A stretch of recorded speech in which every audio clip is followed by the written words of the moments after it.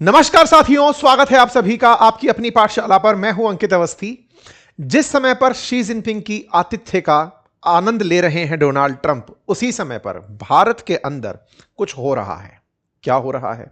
भारत में ईरान के विदेश मंत्री आ चुके हैं, और वो ही नहीं, रूस के विदेश मंत्री भी इस समय भारत में हैं। ईरान जो कि अपने विदेश मंत्री को पाकिस्तान, चाइना, ओमान, तमाम देशों की यात्रा करवा रहा है, आज वो भारत की यात्रा पर है। और जब वो भारत की यात्रा पर हैं तो देश के प्रधानमंत्री से उनकी मुलाकात होती है। और जब वो मुलाकात होती है तो उसमें अमेरिका के खिलाफ क्या बयान यहां आकर दिए जाते हैं, रूस, भारत, ईरान, चाइना मिलकर के क्या गणित बना रहे हैं, आज के सेशन में इन सब का जिक्र है। यह मुलाकात ब्रिक्स नाम के संगठन की हो रही है। ब्रिक्स के विदेश मंत्रियों की भारत के अंदर यह बैठक है। ट्रंप इस ब्रिक्स के अस्तित्व से ही चिढ़ते हैं। ट्रंप ने ब्रिक्स देशों को पहले भी 500% टैरिफ की धमकी दी है, क्योंकि ब्रिक्स का एजेंडा ट्रंप को चुनौतीपूर्ण लगता है। एक बार ब्रिक्स बैठक में रशिया की तरफ से डी डॉलराइजेशन को ध्यान में रखते हुए ब्रिक्स करेंसी का मीम टाइप से शेयर कर दिया गया था। ट्रंप बौखला गए थे। अमेरिका को चिंता होने लगी थी कि दुनिया हमें डॉलर से बाहर निकाल देगी, या हमारे डॉलर को दुनिया से बाहर निकाल देगी।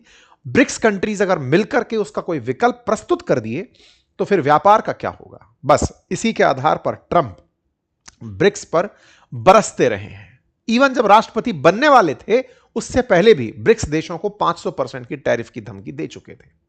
ऐसे में ट्रंप चाइना है। चाइना ब्रिक्स का महत्वपूर्ण अभिन्न हिस्सा है, संस्थापक सदस्य है।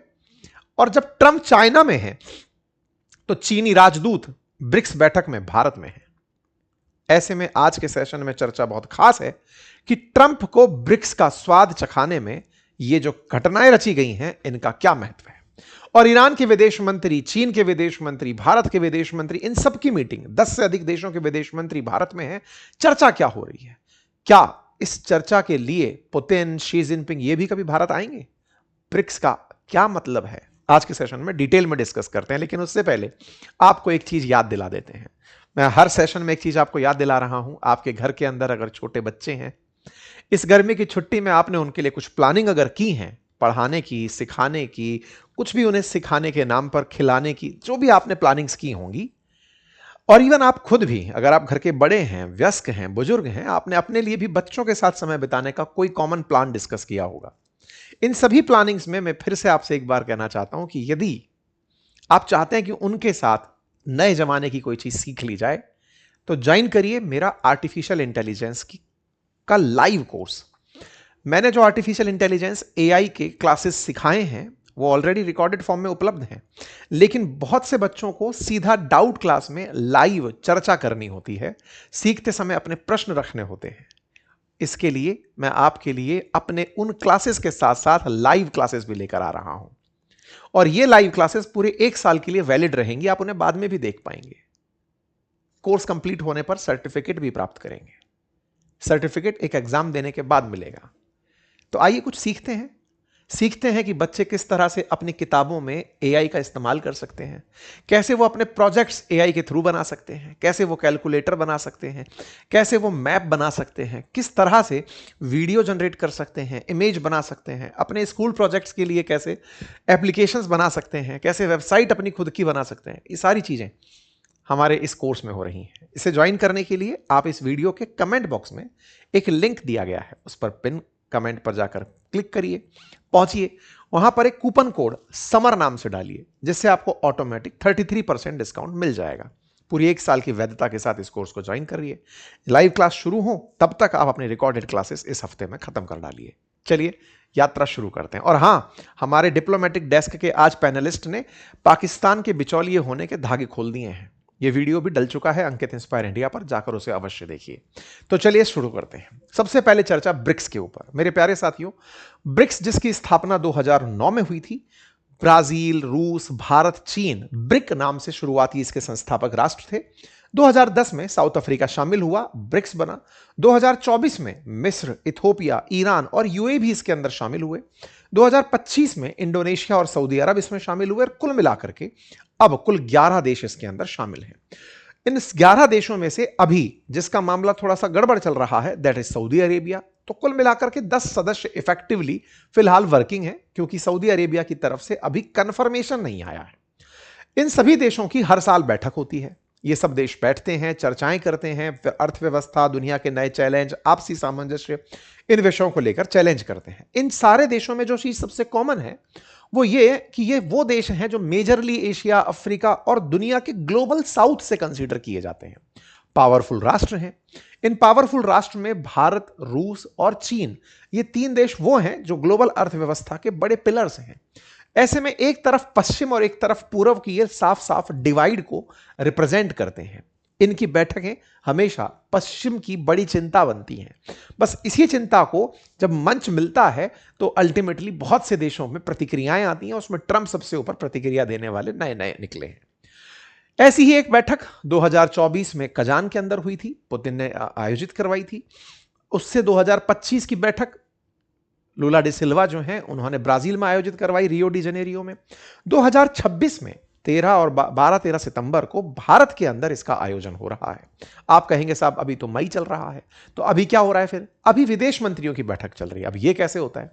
तो देखो, जब राष्ट्राध्यक्ष मिलने आते हैं, 10 देशों के मुखिया जब भारत में होंगे, तो उस समय पर मुखियाओं के आने से पहले कई स्तर पर और बातें होती हैं। कई बार आपने देखा होगा, बहुत सारे नेता जब आपस में मिलते हैं और कुछ लोग आपस में कुछ कागज से एक्सचेंज कर रहे होते हैं, हैंडशेक सेरेमनी चल रही होती है, अपन को समझ ही नहीं आता, आए हुए इनको 2 घंटे नहीं हुए, उससे पहले इन्होंने कागज कैसे एक्सचेंज कर लिए। तो वो कागज एक्सचेंज करने का विधान साल भर से चल रहा होता है। मतलब क्षेत्र के हिसाब से जिन जिन क्षेत्रों पर डिस्कशन होना है, फाइनेंस पर, हेल्थ पर, ट्रेड पर, साल भर उनकी चर्चाएं चल रही होती हैं। आखिर में उन पर साइन होते हैं। उनके लिए साल भर अलग अलग मीटिंग्स चल रही होती हैं। सेक्टोरल वर्किंग ग्रुप्स देशों में यात्रा कर रहे होते हैं। जैसे भारत ने मान लीजिए ब्रिक्स की इस बार अध्यक्षता करनी है, तो भारत में सब देशों की तरफ से रिप्रेजेंटेटिव आएंगे अपने अपने स्तर पर। जैसे हेल्थ वाले हेल्थ वालों से बात करेंगे, ट्रेड वाले ट्रेड वालों से। वो एक बार में वो बैठक संपन्न हो गई। फिर आते हैं शेरपा, मतलब कि साहब मैं रिप्रेजेंटेटिव हूं अपने राष्ट्राध्यक्ष का, बताओ क्या क्या व्यवस्थाएं रहेंगी, क्या मुद्दे रहेंगे, क्या कॉमन एजेंडा रहेगा जो हम डिस्कस करेंगे। वो मीटिंग भी हो चुकी है। फिर आते हैं विदेश मंत्री। विदेश मंत्री राष्ट्राध्यक्ष से पहले आकर पहुंचते हैं। तो मई में इस समय सारे विदेश मंत्री आए हुए हैं। इसके बाद जब सितंबर में मीटिंग होगी, उस समय पर राष्ट्राध्यक्ष आएंगे, पुतिन आएंगे, शी जिनपिंग आएंगे, ये सब लोग भारत आकर पहुंचेंगे। हर साल अलग अलग देशों में ऐसी मीटिंगें होती हैं। प्रधानमंत्री मोदी भी इसी तरह एक यात्रा में गए थे। ठीक है, विदेश मंत्रियों की बैठक है, तो भारत चूंकि होस्ट कर रहा है, तो हमारे विदेश मंत्री ने सबका वेलकम किया।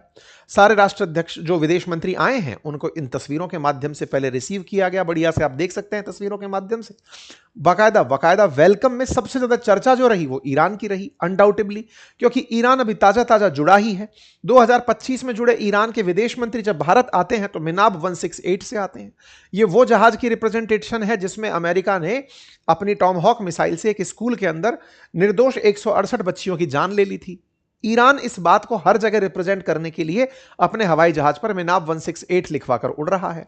मतलब सिंपल है कि दुनिया को यह बताया जाए कि ईरान अमेरिका के उस नरसंहार का विरोध कर रहा है जो उन्होंने जिनोसाइड के रूप में ईरान में किया, जो सत्ता के खिलाफ प्रयास किए उसके खिलाफ है।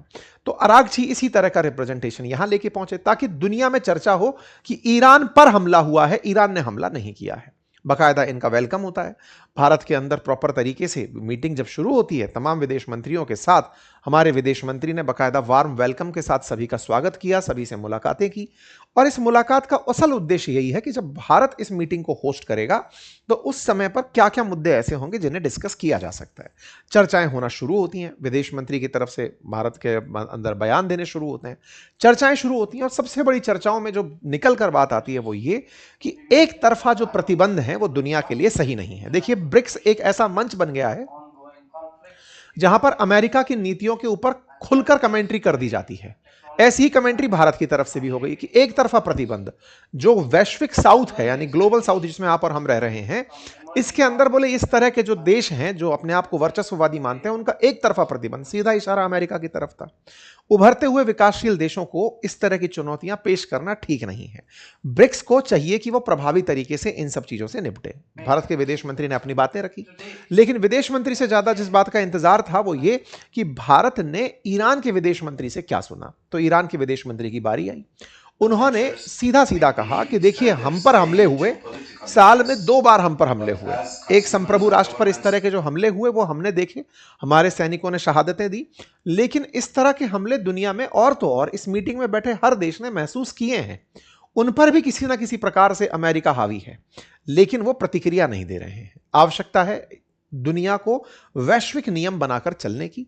ईरान ने अपने ऊपर आए हुए आरोपों में एक ही चीज बोली कि साहब, अब जो अर्थव्यवस्थाएं या जो वर्चस्ववादी ताकतें हैं वो जिस तरह से गिरती हुई जा रही हैं, वो छटपटाहट में नुकसान दे रही हैं। इशारा ट्रंप के ऊपर था। एक बहुत ही अच्छा पॉइंट इन्होंने बोला कि a wounded animal will desperately claw and roar on its way down. जब कोई इस तरह का जख्मी जानवर बर्बाद हो रहा होता है, खराब हो रहा होता है, तो वो सबको जख्म दे रहा होता है। तो अमेरिका का बोले बिहेवियर बिल्कुल वैसे ही है। ये दुनिया को इस तरह से ट्रीट कर रहा है क्योंकि उसका वर्चस्व अब चुनौती में आ गया है। दुनिया के और देश तेजी से बढ़ते हुए आगे आ रहे हैं। ईरान ने अपनी बातों में साफ कर दिया कि वो किसी भी प्रकार से गैर कानूनी विस्तारवाद और युद्ध उन्माद का शिकार रहा है और सबके खिलाफ रहा है। ईरान ने कहा कि दुनिया में असल में नया वर्ल्ड ऑर्डर बन रहा है और दुनिया के देशों को यह पसंद नहीं आ रहा है। ईरान की विदेश मंत्री की जो प्रमुख बातें थी उसमें उन्होंने हमलों का जिक्र किया। उन्होंने कहा कि हम पर IAEA ने, तमाम लोगों ने, एजेंसीज ने जो दावे दिए वो गलत थे। हमारे बारे में कहा गया कि हम ऐसा कर रहे हैं जो कि फैक्ट से मैच कर ही नहीं रहा था। ईरान और कई देश जबरदस्ती दबाव बनाने, युद्ध जैसी नीतियों का सामना कर रहे हैं। आज दुनिया में इसकी कोई जगह नहीं होनी चाहिए। सैन्य कार्रवाई करने वाले देशों को भले ही इससे फायदा दिखे, लेकिन इलाके में तनाव बढ़ने का असर आखिर में सभी देशों पर पड़ता है। इन्होंने अपनी बातों को रखा। बाकायदा ब्रिक्स के सभी विदेश मंत्रियों की तस्वीरें खींची।